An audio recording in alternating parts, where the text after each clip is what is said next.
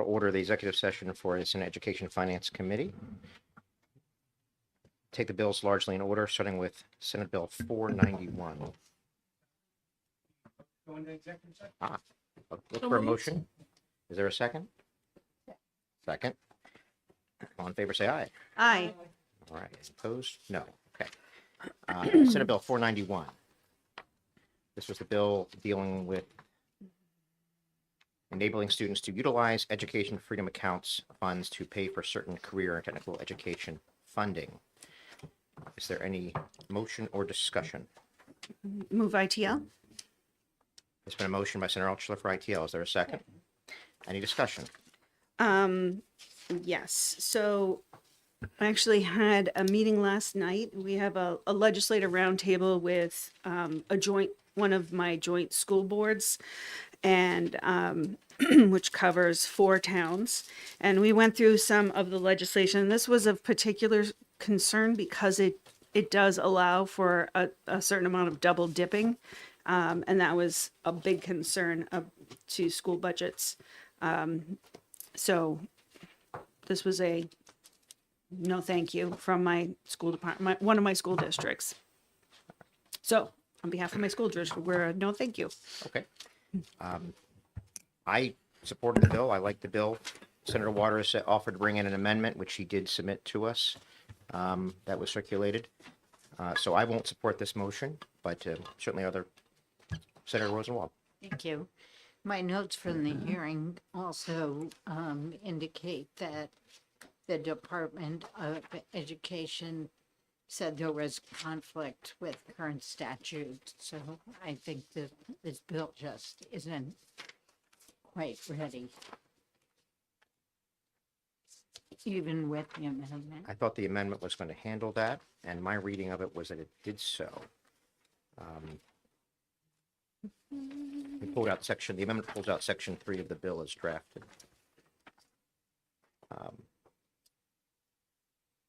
Any further discussion? Again, I can't support the motion, but we'll take the vote. All in favor of the motion of ITL, say aye. Aye. All opposed, say no. No. No. Is there another motion? I move on to pass. All to pass. And there's an all to pass by Senator Carson, second by Senator Gray. Is there an amendment to, are we going to bring forward the Waters Amendment? I move on to pass on the Waters Amendment. Second. Second by Senator Rosenwald. That's Amendment 0250S. Any further discussion? Being none. All in favor, all to pass as amended, say aye. Aye. Do we pass the amendment? We didn't pass the amendment. Amendment we- first. I'm sorry. All in favor of adopting the amendment, say aye. Aye. All opposed? No. No. Okay. Current motion is, pending motion is all to pass as amended. All in favor, say aye. Aye. Aye. All opposed, say no. No. All right. The motion is adopted. One against. Who's gonna Okay. take that? I'll take it out. Let's go to Senate Bill 507. As I was the prime sponsor in this bill, I can speak to it if I may. I'll make a motion about to pass. All to pass by Senator Carson. And I will second by Senator Gray. And I would also like to move Amendment 0334S. I'll second. Thank you, Senator Carson. The hearing, I thought, did bring out some issues that made it the bill as drafted not ready for prime time. But the bill concept, I think, is good, and I hope that that's a bipartisan sentiment. The idea that we have to find a way to protect our educators from being assaulted at school is important. It's a real problem. So what this amendment does is convert it over to a study committee, understanding that I would most likely be nominated to serve on that committee. But that's something I'm certainly happy to do. I hope that everybody here can support the amendment. Is there any further discussion? Question. Yes, ma'am. Yes, Senator What is- Ward. There was mentioned the cost for the expulsion, and what is the cost and why? the answer that I got from the school board that I dealt with in drafting the bill and then the amendment was that the major cost is that you've got to send the student to a facility or another school. And there's only a handful of schools that still remain that deal with students with severe behavioral problems like the one we're talking about in this scenario. And it's upwards of 6 figures. So that's the cost. Legal fees or whatever else was. Yeah, it isn't the legal fees, it's the actual cost of providing education. Is there any further discussion? Thank you. Senator Carson. Thank you, Mr. Chairman. I think, Senator, is even though a student has been expelled from a school, there's still the obligation that we, as the state, needs to meet, that they get 180 days of school. So the question is finding them a different place to go to. And I think that might answer your question. We just can't say, oh, you're expelled, go away. We still have the obligation to provide the education. Senator Rosenwald. Thank you. So when we were in the Rules Committee, last week, the week before, I don't know, the days have blended together. Yeah. Study committees were not allowed in. So I'm just wondering about endorsing a study committee on this bill when the majority of the Rules Committee didn't allow study committee bills. Yeah. Senator Carson. Thank you. Thank you for the question, Senator. I think if you remember, and again, I gotta try to think, I gotta think about that.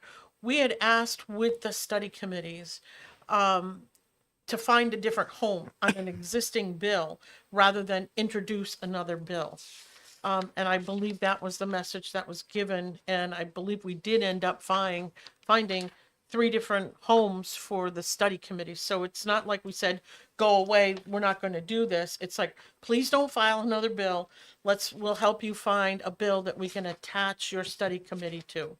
So that was the discussion. So we did not automatically just say, no, we're not doing this. We just said, let's see if we can find them homes rather than file 3 new pieces of legislation. Thank you. Follow? Follow up. Thank you. Well, I mean, I think that looking at an issue is never really dangerous. This bill, as you filed it, unfortunately had issues. I understand that. Issues. Hence the amendment. And so I think I could support the amendment. And thank you, Madam President, for clarifying You're about the welcome. study committees. Thank you. We'll all be just begging to be on them. Oh, Hold her make a to note. that. Make a note. No, there's only one senator. He already said yes. Oh, okay. Well, I- maybe I- Senator, you could be the alternate. I've learned over time, we don't want more than one senator on these committees. All right, pending motions, all to pass as amended. All in favor, say aye. Aye. Aye. Any- Just Well, just on the amendment. I'm a little rusty. It's been a year since I've done one of these. Okay. All right. So, Pending motions, all to pass is on the amendment, adoption of the amendment. All in favor, say aye. Aye. Any opposed? Thank you. Any further discussion? Pending motions, all to pass as amended. All in favor, say aye. Aye. Any opposed? Seeing none, it's adopted. Well done. Is there a motion for consent? second. Moved and seconded. All in favor, say aye. Aye. Any opposed? No? Okay. Moving on. Oh, Who's taking it out? who's taking it out? I'll take it out. I'm going to skip 513 and 581. Skip them, please. Hold. I'm going to go to 582. Move out to pass. There's been a motion of all to pass and a second. Discussion. Miss- Senator Altshuler. Thank you. Thank you, Mr. Chair. Thank you for the opportunity to discuss this. So we, I was actually speaking about this earlier today, that, you know, we're spending our entire days and all of this brain power and time to make laws and modify laws and find ways that incentivize people to follow the laws. So when it comes to this particular law, it's putting us in the position of following through on a court order. And I think that, you know, there couldn't be a better example of following the law than following a court order. And we are court ordered to pay $7,356.01 per pupil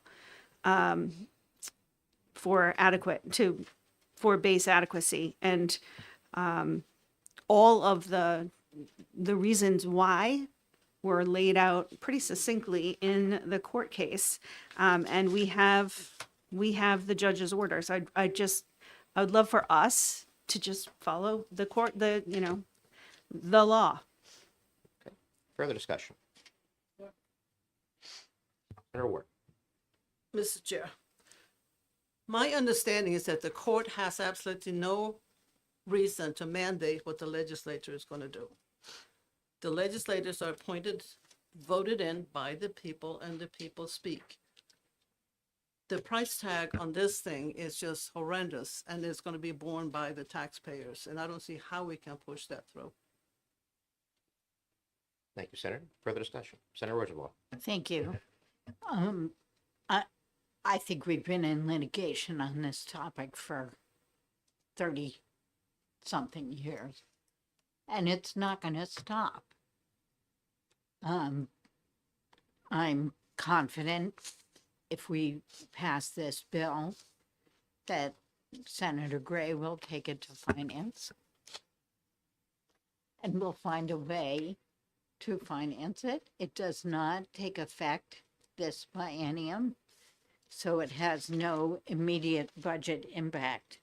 But we are talking about a constitutional decision on adequacy, not your general appropriation kind of work. Thank you. Thank you, Senator. My personal opinion is that my constituents did not send me here to increase spending by $500 million a year. And so I won't be able to support this motion. But I appreciate the fact that Senator Altshuler brought in one of the most consequential bills of the year. And this is one of the biggest bills that we dealt with as a committee this year. Senator Gray. There is no mandate in the court decision that the legislature has to act and has to pay it. That's not in that court decision. Okay, I've explained that to several of my constituents. And with the controversy now of the or controversy, it's not time to do this. And so I will not be supporting the motion. Motion of Senator Altshuler. Yeah, thank you. So, with all due respect, Senator Gray, it's very clear in this court order that it is the responsibility, as Senator Ward said, of the legislature, and the legislature has abdicated that responsibility, which brought us to the court in the first place. And the court has indeed set that number and has indeed ordered that the state take action to meet that number. And it is not the court's purview or responsibility to do the budgeting, but when we don't meet our responsibilities and we go through 30 years of litigation defining that responsibility, at some point some legislature has to follow the court orders. Otherwise, why would anyone follow a court order? If the legislature doesn't have to, why does anybody? Like, we have to. It's not optional. It may not be popular, and obviously wasn't, because it took 30 years to get here, but we have to do this. Senator Gray.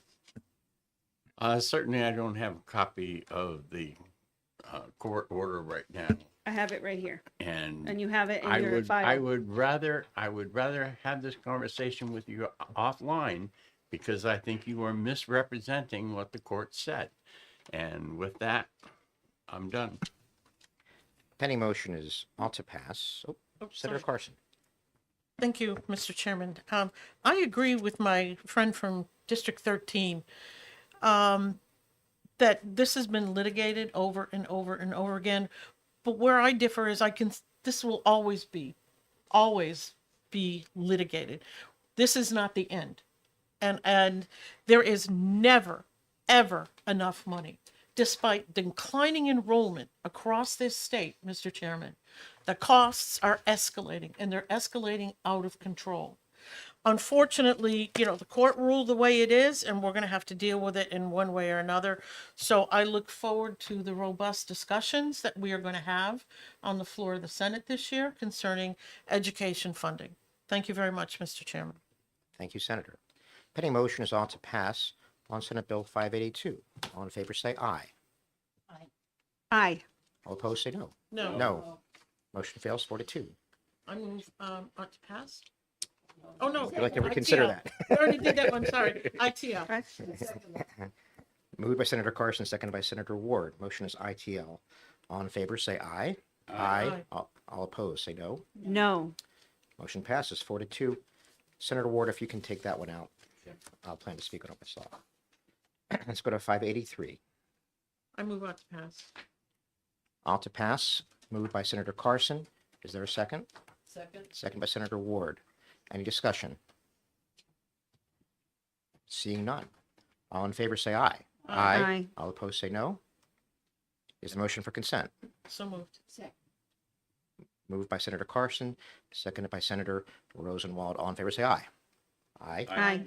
Any opposed? Moves to consent. Who's going to take it? Why don't you take it out? I'm just kidding. I'm just I kidding. can't. I'm just kidding. I'll take it out. That's fine. I would love to, believe me. I'll but- take it out. Okay. Senate Bill 584. Move ITL. Move ITL by Senator Carson. Is there a second? Second. Second by Senator Gray. Any discussion? We hold just for a second. I want to get my folder out. That went really fast.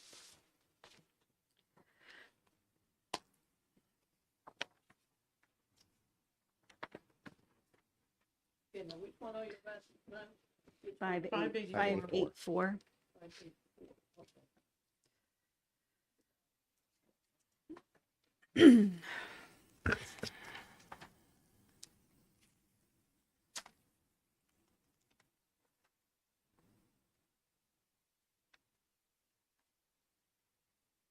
Any discussion? Senator Yes. Altshuler. So we did have at the time of the introduction an request that if the issue at the table that is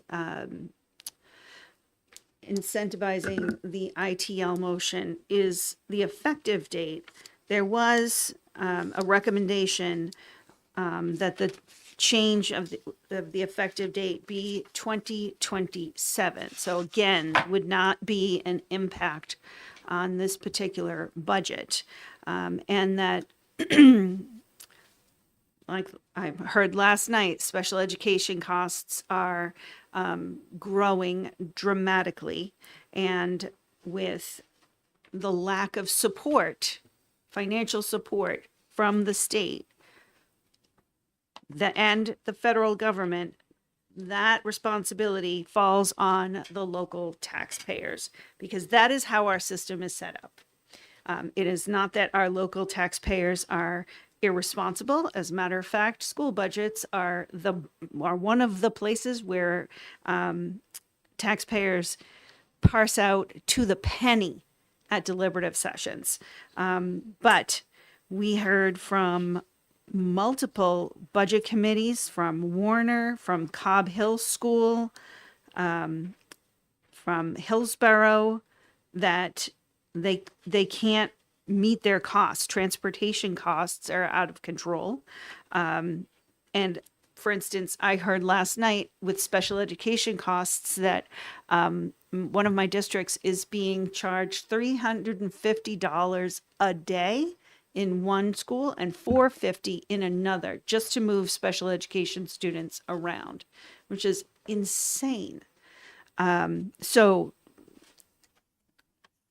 this bill, if we change the date to 2027 and raise the responsibility of the state to $16,000, we will begin to address the deficiencies that our school departments are facing. Senator Carson. Thank you, Mr. Chairman. And I'm glad that there are a couple of members on this committee today that also sat on finance and went through the budget. This year, we spent more money than we ever had on educating students in the state of New Hampshire, $1 billion a year. So that was $2 billion that was dedicated this biennium to education. Special education costs, I know, are a big driver of school budgets. If you were to look at pie charts of almost every single town in this state, half of their taxes are going to pay for schools. And again, we're talking about an enrollment that has been decreasing for well over 10 years now. And the questions that people are asking, with the decreased enrollment, why are my taxes going so high for schools? So again, we're going to have these discussions on the floor, Mr. Chairman, but I just think that we have given more money than we ever have. And again, it's a case there will never be enough money, ever. And I think that we increased the funding. We increased the funding for special ed in the budget. And we're going to continue to do that as we move forward. So quite frankly, I don't even know why we have this bill in front of us. We've never said we're not funding special education. We've always done our best to fund it through a dedicated line that oftentimes people don't want to talk about, but that's a different story. So that's one reason why I'm voting to ITL this. It's not necessary. Thank you, Mr. Chairman. Further discussion? Senator Rosenwald. Thank you, Mr. Chairman. This is another ruling where we were found to be violating the Constitution. We're talking about 20% of our students, 30,000 kids. And the services really are not optional. And for some of the students who require out of district placements, there are fewer and fewer options. So the costs have risen. The result of not properly funding and on the state level is just an incredible downshift to the property taxpayers who have no choice but to fund these services for students that are not options. So I'll be voting against the ITL. Thank you, Senator. Further discussion? So the Department of Education was in, they put a price tag of $450 million a year on this. I also have some personal experience in this. I have 3 school-age children, and without getting too personal about it, I mean, 2 of them have sat in front of the Senate and served as a page, and I have experience with IEPs. I have seen with my eyes that school administrators are really big fans of IEPs. And, you know, I have a copy of a chart in my office. I'm happy to bring it in and share it with anybody. But it details, it's a list of all the SAUs and how many students and what percentage of students are issued IEPs. And in some districts, they can't give us the number because there isn't enough and it would violate confidentiality. But in some districts, it's upwards of a third. Why would there be tremendous differences between districts where some districts have barely any students labeled special ed and some districts have a third? And I propose to you that the answer, in my opinion, is that some administrators have gotten to be very good at coming up with reasons to keep kids on IEPs because they're responding to a $2,100 bonus. And if we raise that to 16,000 students, $60,000 per student, the number would go up. They're being incentivized to label students. And I'm not saying that in every case, but it does happen in some cases. I can think of no other reason why you'd have some districts with 1/3 of their kids label special ed. So I will certainly be joining the motion of ITL. Further discussion. Senator Rosenbaum. Thank you. Speaking from the second largest school district in the state, we offer some services, special ed services that smaller districts don't. And so I think families some families move to Nashua or they get out of district placements in Nashua because of the services we're able to offer because of the size of the district. So I think that's a reasonable explanation for why there's a variance in where the special ed numbers rise. When I moved to New Hampshire in 1988, and my husband and I met with his future employers who all lived in Bedford, but they were interested in opening this cardiology practice in Nashua. We were looking at Nashua and parts of Hollis that were within 10 minutes of the hospital. And we said to them, what's it like to live in Hollis? And they said, it's okay unless you have a child with special needs, because you will go to town meeting and everybody will know that it's your child who is causing their property taxes to go up. So I just keep coming back to the extent that we continue to defy court opinions, we are raising property taxes. Thank you. Thank you. Any further discussion? Seeing none, the motion is ITL. On Senate Bill 584, all in favor of the motion, say aye. Aye. All opposed? No. No. Motion passes 4-2. The last two bills that we have, Do you want to, are you going to take that one out?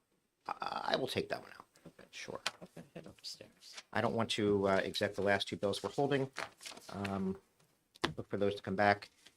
Is there a motion to come out of executive So session? moved. Is there a second? All in favor, say aye. Aye. Right.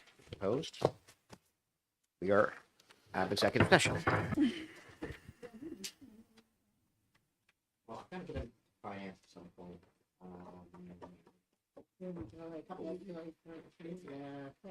Yeah, the week after, yes, maybe. So not.